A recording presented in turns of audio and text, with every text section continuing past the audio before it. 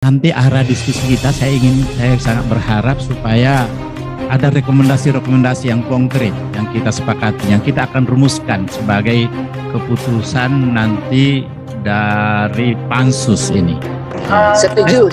Masih berharap ada satu lagi yang kita lakukan setelah ini, yaitu KPK, karena saya ingin ada yang melihat dari aspek pelanggaran yang, karena di sini pasti ada kerugian negara.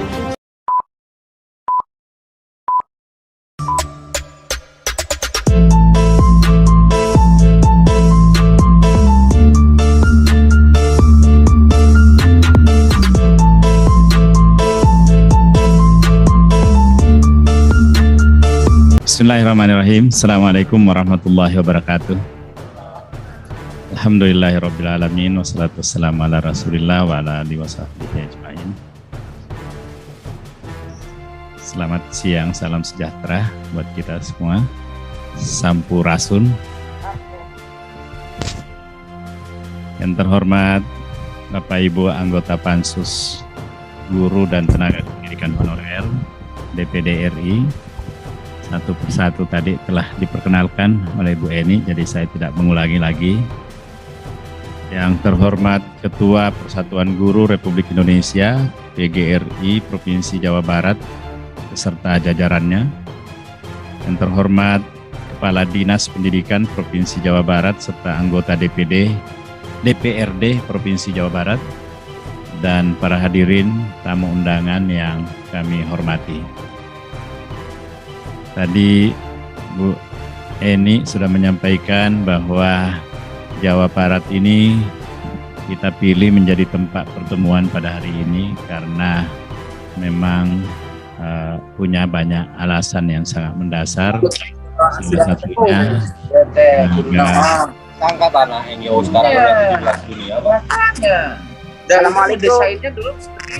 guru honorer dan guru dan tenaga kependidikan honorer terbanyak di Indonesia ada di Jawa Barat. Saya kira itu salah satu saja alasannya.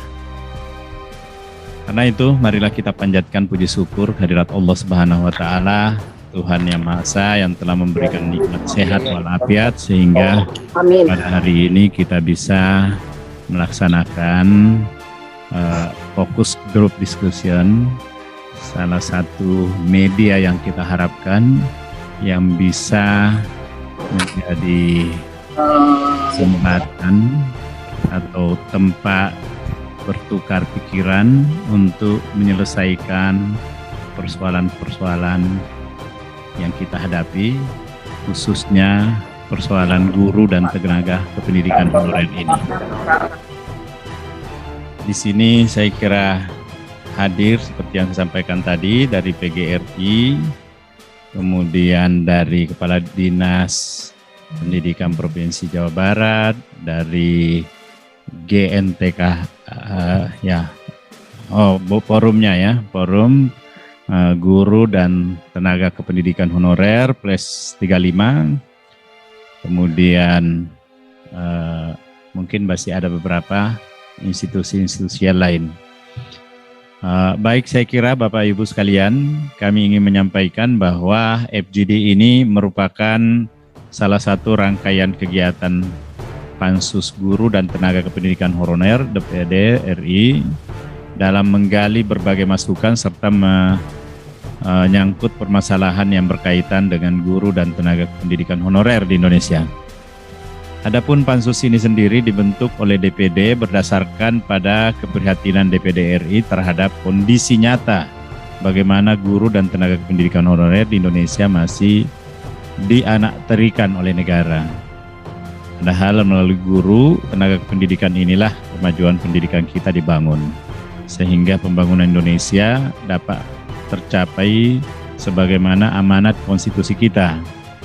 Dalam rapat dengar pendapat serta dalam rapat kerja dengan Kementerian Pendidikan, Kementerian Agama, Kementerian Dalam Negeri, Kementerian Keuangan, dan BKN, saya menyampaikan kalau pemerintah tidak menyelesaikan persoalan guru dan tenaga kependidikan honorer ini dengan alasan keuangan negara, maka tidak layak diteruskan pembangunan kereta api cepat Jakarta-Bandung, apalagi pemindahan ibu kota,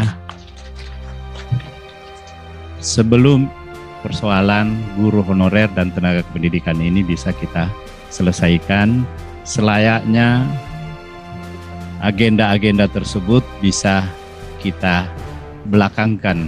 Kita mesti mendahulukan persoalan yang sangat fundamental ini menurut saya. Dan saya kira seperti yang disampaikan tadi Bu Eni, bahwa tujuan pendidikan nasional kita adalah mencerdaskan kehidupan bangsa, menjamin tersedianya pendidikan bagi anak-anak bangsa ini, serta menjamin adanya penghidupan yang layak bagi seluruh warga. Nah, jangan sampai karena kita abai terhadap persoalan guru honorer ini, akhirnya nanti muncul penilaian bahwa kita semua semakin menjauh dari tujuan nasional kita. Karena itu saya kira ini harus menjadi titik tekan kita di dalam dialog yang kita lakukan untuk mencari jalan keluar ini. Saya kira tugas pansus ini memang dibatasi oleh waktu, hanya sekitar 6 bulan dan harus kita selesaikan pada masa reses sekarang ini. Karena itu sangat berharap supaya betul-betul ada sesuatu yang kita telurkan dalam bentuk rekomendasi yang bisa menggugah kita semua untuk keluar dari persoalan ini. Saya menyampaikan kepada pemerintah bahwa persoalan ini bukan persoalan pemerintah semata-mata, tapi kami juga merasa bersalah karena kami di Dewan Perwakilan Daerah tidak menciapkan suatu instrumen atau regulasi yang bisa memaksa negara untuk melakukan ini. Nah, karena itu pansus ini termasuk satu bentuk yang bisa menelurkan suatu rekomendasi yang secara terbuka dibaca oleh seluruh masyarakat, sehingga civil society ini juga tergerak hatinya untuk itu. Saya kira negara tentu sangat salah kalau kemudian dia mau persalahkan guru honorer ini. Karena kemarin ada satu dari pimpinan negara kita yang menyampaikan bahwa persoalan guru honorer ini adalah memang berat untuk dibantu karena kompetensinya sangat di bawah standar. Karena itulah dalam sistem pendidikan kita ini menjadi mengalami keterlambatan. Karena itu kita berada di peringkat ke-62 dari 72 negara di dalam penilaian PISA. Nah, saya menyampaikan itu tidak bisa menjadi alasan, apalagi dia menyampaikan sudah 20 tahun kami bergelut mengurus masalah guru honorer ini dan kami tahu kelemahannya, kami paling tahu di situ. Saya bilang kalau tahu kelemahannya mestinya atasi itu kelemahan. Jadi kalau dia punya kompetensi di bawah standar, kewajiban kita untuk meningkatkan kompetensinya dengan pelatihan atau dengan kegiatan-kegiatan apapun yang bisa mendorong itu. Nah, sangat mengiris hati karena ada beberapa malah guru honorer ini yang sudah dinyatakan lulus dalam seleksi nasional pada tahun 2014, 2015 itu, tetapi juga tidak di-SK-kan. Nah, memang alasan dari Kementerian Dalam Negeri maupun dari BKN bahwa itu kesalahannya ada di pemerintah daerah. Sayang sekali di tempat ini kita tidak melibatkan pemerintah daerah, atau ada dari dinas pendidikannya, kadis pendidikannya ada. Karena memang saya juga menemukan fakta di lapangan setelah berkeliling ke daerah bahwa memang ada daerah yang tidak meng-SK-kan mereka yang sudah lulus itu. Saya baru kembali kemarin ini, mohon maaf, saya minta supaya diundur menjadi pukul 13 karena sampai tadi malam saya masih mendampingi ketua dalam acara di Sulawesi Selatan. Jadi saya sangat khawatir tidak bisa mengejar last flight untuk ke sini karena kalau itu yang terjadi saya tidak bisa berada pada jam 10. Karena itu saya minta untuk lebih aman kalau bisa diundur ke jam 1. Saya berterima kasih kepada panitia karena permintaan saya bisa dipenuhi sehingga saya bisa hadir bersama-sama dalam kesempatan ini. Jadi saya dengan ketua bertemu dengan Bupati Pangkajenek dan Kepulauan. Bupatinya baru terpilih, belum 1 tahun. Dan dia memberikan pengakuan bahwa ada memang warganya sejumlah 664 orang yang sudah dinyatakan lulus Panselnas, tetapi dia tidak di-SK-kan oleh bupatinya yang lama, yang dia gantikan. Nah, macam-macam lah. Setelah saya tanya BKN apa alasannya, saya tidak tahu, tapi kalau saya diminta menduga-duga ya, saya menduga karena yang dinyatakan lulus itu adalah bukan pendukung bupati. Jadi tidak di-SK-kan. Saya coba menelusuri sampai ke daerah. Ya betul, mereka yang lulus itu bukan yang direkomendasikan. Tapi karena pengumuman kelulusannya, Bu Rati, itu online, sehingga tidak ada lagi peluang untuk melakukan pergeseran-pergeseran seperti tahun-tahun sebelumnya. Nah, artinya ini orang ini yang tidak di-SK-kan, ini adalah korban. Tapi masa kita melakukan pembiaran? Karena itu saya keras betul waktu itu, meskipun saya kenal baik dengan pelaksana tugas Sekjen, dengan dari Kementerian Keuangan dan Kementerian PAN, karena mantan-mantan menterinya juga Kementerian PAN kan pernah sama-sama di DPR. Tapi saya minta bahwa ini yang orang yang sudah korban ini jangan sampai terjadi pengorbanan berkali-kali sehingga nanti kita mengalami lagi seperti apa yang terjadi di tempatnya Bu Epi Apitamaya itu di Lombok, yang akhirnya gantung diri karena putus asa tidak pernah lulus. Padahal sudah ada pengalaman di tahun 2005, mereka yang guru honorer itu tidak perlu lewat seleksi lagi, tapi langsung diangkat. Orang sudah mengabdi kok bertahun-tahun. Udah mengabdi puluhan tahun.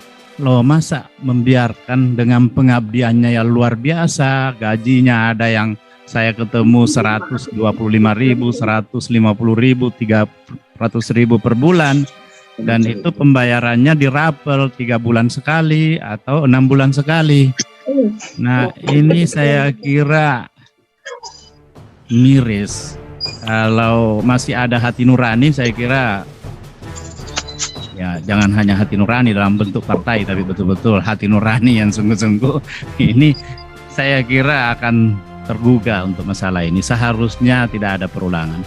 Karena itu, tapi kita sudah mendapatkan janji dari kementerian semuanya berkoordinasi dan menyatakan bahwa ini akan tuntas paling lambat 2023. Itu janji mereka ya. Janji ini harus selalu kita perbaharui, kita dengar terus.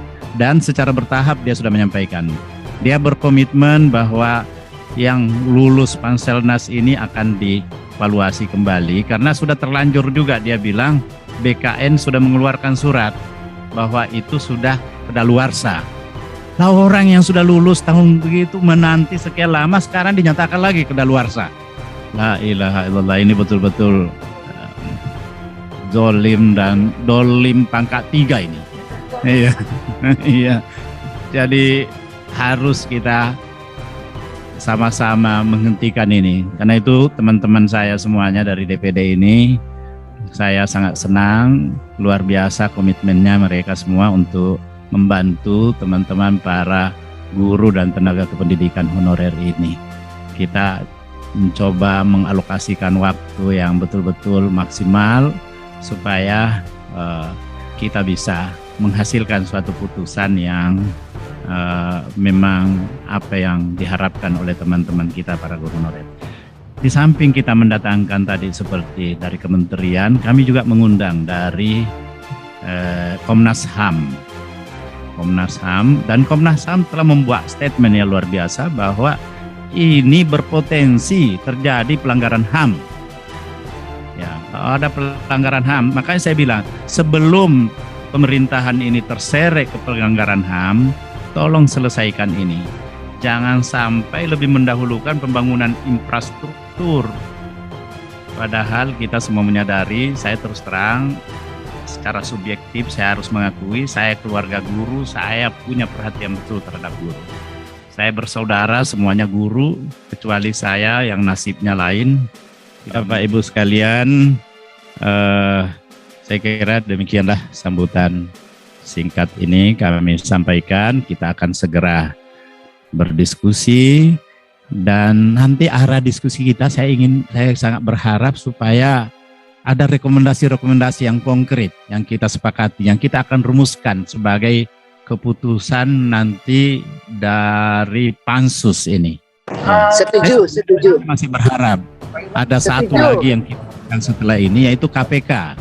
Karena saya ingin ada yang melihat dari aspek pelanggaran yang, karena di sini pasti ada kerugian negara yang besar ini. Setuju Pak. Pak Firly sudah siap loh Pak. Pak Firly Bahauri sudah siap. Prof Silvi. Kalau Prof Silvi setuju, wah ini udah luar biasa ini. Kita harus. Saya ingetin Pak Firly Pak untuk nanti kita ada pertemuan Pak dengan pansus. Pak Firly Bahauri Pak, Ketua KPK. Oh gitu. Ya. Tentu sesuai arahan ketua dong. Nah, jadi karena begini, kenapa? Ada beberapa laporan dari PGRI, dari apa dulu yang terkait dengan guru agama khususnya itu kan, dengan aturan-aturannya dan pergeseran-pergeserannya yang layak untuk kita menduga ada sesuatu yang terkait dengan persoalan-persoalan yang bisa ditelisik oleh KPK. Ya, tetapi saya melihat ada satu progres. Ya, mudah-mudahan ini bisa cepat diselesaikan seperti komitmen kementerian yang bersama-sama dengan kita dalam beberapa kali rapat kerja. Baik, saya kira Ibu dan Bapak sekalian, terima kasih kepada teman-teman khususnya dari Jawa Barat yang sudah hadir bersama-sama dengan kita di sini. Sekali lagi, nanti kita berharap ada rekomendasi-rekomendasi yang sangat konkret yang kita bisa rumuskan di dalam FGD ini. Saya kembalikan kepada MC. Wabillahi taufiq wa hidayah. Wallahul muwaffiq ila aqwamit thariq. Assalamualaikum warahmatullahi wabarakatuh.